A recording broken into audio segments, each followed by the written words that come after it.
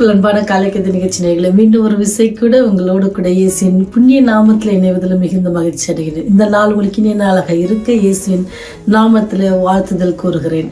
இந்த நாள் நமக்கு வருகிற வாக்குத்தத்தம் எங்கிருந்து அப்படின்னு சொன்னா சங்கீதம் 107 அதிகாரம் 9வது வசனம். அவருடைய கிருபையின் நிமித்தமும் மனுபுத்திரருக்கு அவர் செய்கிற அதிசயங்கள் நிமித்தமும் அவரை துதிப்பார்களாக.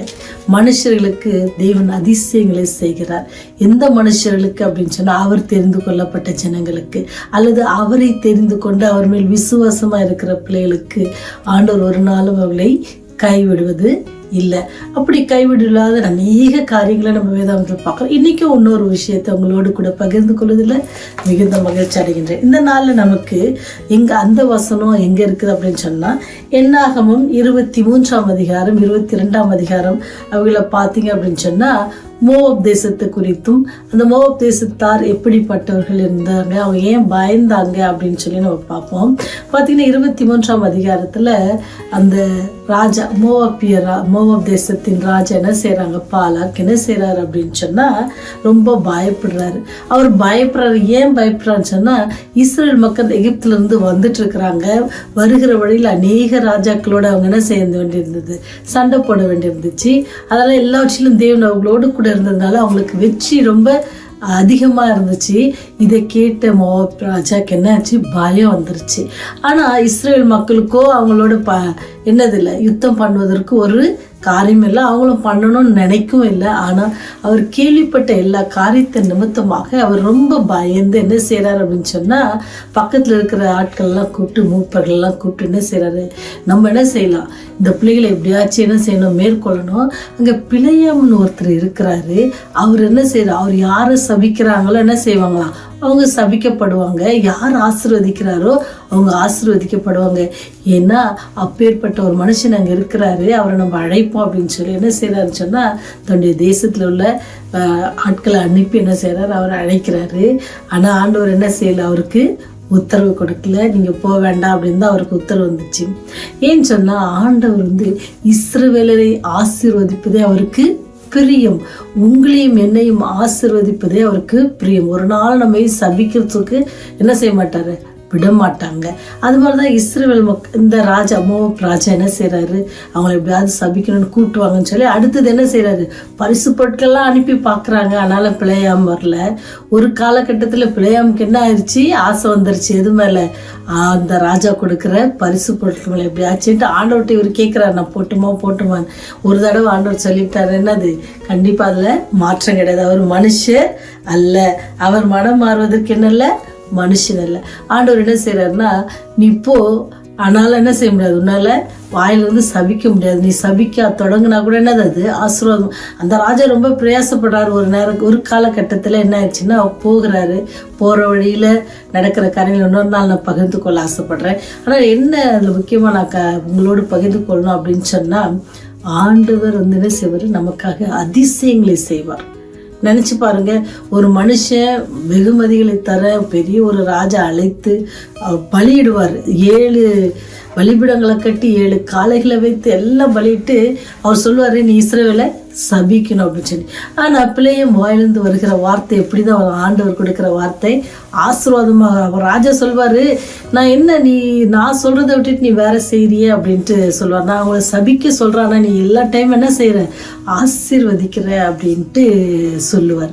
அப்படி அவர் சொல்லும் பொழுது அவர் சொல்றாரு, நான் தான் உங்களுக்கு சொன்னேன்ல, ஆண்டவர் என்னது, அவங்கள சபிக்க மாட்டாரு, அவங்கள ஆசீர்வதிப்பாரு. நானே ஒண்ணுமே உங்களுக்கு சொன்னானா, நீங்க தான் கேட்காம என்ன வான்னு கூப்பிட்டீங்க அப்படின்ட்டு பிள்ளையம் சொல்வார். இந்த கதை, இந்த சம்பவம் வேதாமத்துல என்னாகும் புஸ்தகத்துல இருக்குது. 22 23 அதிகாரத்தை வாசித்தீங்கன்னு சொன்னா அவ்வளோ ஆச்சரியமா இருக்கும். கழுத கூட என்ன செய்யும், பிள்ளையாமுக்கு வார்த்தைகளை சொல்லும்.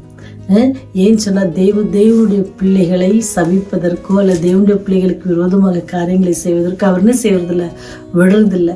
சில நேரத்தில் அவர் மிருகங்களை கொண்டு கூட என்ன செய்வாரு, பேசுவார். அதனால நீங்க கவலைப்படாதீங்க.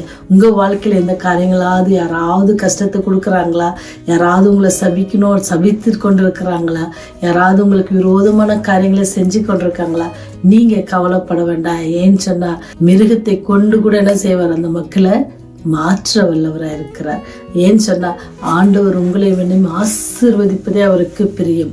உங்களை சபிப்பதற்கோ அல்லது என்னை சபிப்பதற்கோ அவருக்கு பிரியம் இல்லை. ஆனால் நம்ம அந்த ஆசீர்வாதத்தை பெற்றுக்கொள்ளணும் அப்படின்னு சொன்னால் நாம் என்ன செய்யணுமா, ஆண்டவருக்கு பிரியமுள்ளவர்களாக இருக்கணும். நம்ம பிரியமுள்ளவர்களாக இருக்கும் பொழுது நமக்கு எதிராக இருக்கிற எந்த ஆயுதம் என்ன செய்யாது, வாய்க்கதை போக. நீங்க யோசுவா புஸ்தகம் 1:5 பார்த்தீங்க அப்படின்னு சொன்னா, உனக்கு யார் என்னது, நீ உயிரோடு இருக்கிற வரைக்கும் உனக்கு எதிராக யாரும் நிற்க மாட்டாங்க அப்படின்னு சொல்லி பெரிய வாக்கு தத்துவத்தை கொடுப்பாரு. நினைச்சு பாருங்க, ஆண்டவர் எவ்வளவு ஒரு கிருபை உள்ளவர், எவ்வளவு ஒரு இரக்கம் உள்ளவர், எல்லாவற்றுக்கும் மேல எவ்வளவு அன்பானவர். உங்களுக்கு எனக்கு விரோதமாக யாரையுமே நிற்க கூட விட மாட்டாங்களா? அந்த தெய்வத்தை நம்ம என்ன செய்யணும், கண்டிப்பாக பற்றி கொள்ளணும் இல்லை? அந்த தெய்வத்தை நம்ம மறந்துடக்கூடாது இல்லை? அந்த தெய்வம் எப்போதும் நம்மோடு கூட இருக்கிற உங்களுக்காகவும் எனக்காகவும் பிதாவினிடத்தில் பரிந்து பேசி கொண்டிருக்கிறார். நீங்கள் செய்கிற தவறுக்கும் நான் செய்கிற தவறுகளுக்கும் என்ன செய்கிறார், மன்னிப்பு கேட்டு நமக்காக பரிந்து பேசி கொண்டிருக்க அந்த அன்பான கர்த்தரை நீங்கள் உங்கள் சொந்த ரட்சகராக ஏற்றுக்கொள்ளுங்க. ஒருவேளை நீங்கள் ஏற்றுக்கொண்டிருப்பீங்க, சொந்த ரட்சகராக ஏற்றுக்கொண்டாலும் அவர் அதிகமாய் பற்றி கொள்ளும்படியாக விசுவாசத்தில் அவரோடு கூட நிலைத்திருக்கும்படியாக செய்யுங்க. அப்படி இருக்கும் பொழுது யார் வந்தாலும் என்ன செய்ய முடியாது, நம்மை ஒன்றும் செய்ய முடியாது அப்படின்றத நான் இந்த பிள்ளையாமுடைய காரியங்கள் கண்டுக்கிறேன். அவர் ஆசீர்வதிக்கிறவங்க ஆசீர்வதிக்கப்படுவாங்க, சபிக்கிறவங்க சபிக்கப்படுவாங்க. ஆனாலும் இஸ்ரவேலை ஆசீர்வதிப்பதே கர்த்தருக்கு பிரியம். அப்படி சபிக்க சொல்ற அந்த வாயில கூட என்னத்தை தான் வச்சார் ஆண்டவர், ஆசீர்வாதத்தை வச்சார். உங்களுக்கு கெடுதல் செய்த நினைத்த அதே மனுஷர்களை ஆண்டவர் அவர்கள் மூலமாக உங்களுக்கு நன்மை செய்ய காத்திருக்கிறார். நீங்க கவலைப்படாதீங்க, எதை குறித்தோ வருத்தப்படாதீங்க. அதனாலதான் ஆண்டவர் சொல்றாரு, ஊழிய காலத்துல வருத்தப்பட்டு பாரம் சுமக்கிறவர்களே, நீங்கள் எல்லோரும் என்னிடத்தில் வாருங்க, நான் உங்களுக்கு இளைப்பாறுதல் தருகிறேன் அப்படின்ட்டு சொல்றாரு. அவர் மேல நம்ம நம்பிக்கையா இருப்போம், அவர் நம்மை காத்துக்கொள்வார். ஜெபம் செய்வோமா? இரக்கத்தில் ஐஸ்வர்யமுள்ள தகப்பனே, நீர் தெரிந்து கொள்ளப்பட்ட உடைய பிள்ளைகளை ஒரு நாளும் கைவிடுவதில்லை என்பதை நாங்கள் அந்த காலத்தில் வாசித்தோம் சுவாமி. ஆண்டவரே, நீர் உம்முடைய பிள்ளைகளை ஆசீர்வதிப்பதே உமக்கு பிரியம் என்பதை நாங்கள் விசுவாசிக்கிறோம் தகப்பனே. இந்த நாளிலும் கூட மனவேதனையோடு இருக்கிற பிள்ளைகளுக்காக செபிக்கிறோம், மனபாரத்தோடு இருக்கிற பிள்ளைகளுக்காக செபிக்கிறோம், கண்ணீரோடு இருக்கிற பிள்ளைகளுக்காக செபிக்கிறோம், வியாதியில கஷ்டப்படுகிற பிள்ளைகளுக்காக செபிக்கிறோம். ஆண்டவரே, உடைய ஆசீர்வதிக்கும் கரத்தினால அவளை ஆசீர்வதிங்க, உடைய தேவைகளை சந்தித்தருளுங்க, அவருக்கு சமாதானத்தை கட்டளையிடுங்க. உடைய அன்பின் கரம், உடைய கிருபையின் கரம், உடைய இரக்கத்தின் கரம் அந்த பிள்ளைகளோடு கூட அவருடைய குடும்பத்தாரோடு கூட இருக்க கிருபை செய்யுங்க சாமி. ஆண்டவரே, இந்த வேளையிலும் கூட ஆண்டவருடைய அன்பை குறித்து நாங்கள் மிகவும் ஆச்சரியப்படுகிறோம். ஆண்டவரே, பாவிகளாக இருக்கையிலே நீர் எங்களை இவ்வளவாய் நேசித்து எங்களை வழிநடத்துகிறேன், அதற்காகவே நன்றியோடு துதிக்கிறோம். ஆண்டவரே, ஜீவனோர் தேசத்தில் எங்களுடைய பெயர்களை பதிவு செய்திருக்கிறேன், அதற்காக நன்றியோடு துதிக்கிறோம். இந்த நாள் முழுவதும் கரம் எங்களை நடத்தட்டும் சாமி.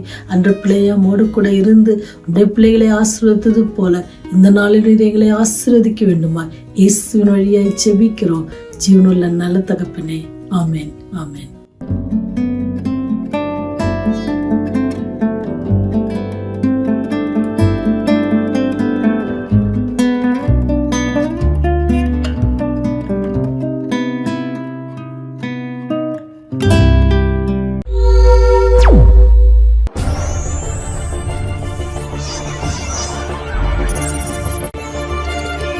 நீங்கள் பார்த்துக் கொண்டிருப்பது உங்கள் ரிவைவல் டிவி.